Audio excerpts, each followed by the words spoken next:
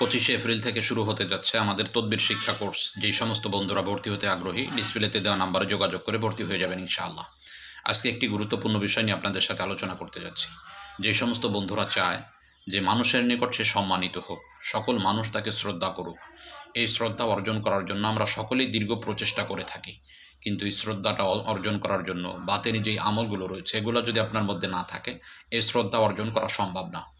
তো আপনি বাতেনি যেই আমলগুলো করে আপনি মানুষের সামনে সম্মানিত হতে পারবেন, কখনো আপনার সম্মুখে কোনো বিপদ আসতে পারবে না এবং আপনি উঁচু মাকাম পর্যন্ত পৌঁছে যেতে পারবেন।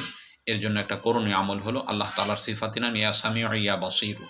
আপনি যদি প্রতিদিন ফজরের পরে এবং মাগরিবের পরে ইয়া সামিউ ইয়া বাসীরু বেশি পরিমাণে অর্থাৎ 101 বার বা 100 বার এরূপ যদি ফজর মাগরিবের পরে পড়তে থাকেন, একসময় আপনাকে সকল মানুষ শ্রদ্ধা করবে এবং আপনি সম্মানের উন্নীত শিখরে পৌঁছে যাবেন ইনশাআল্লাহ।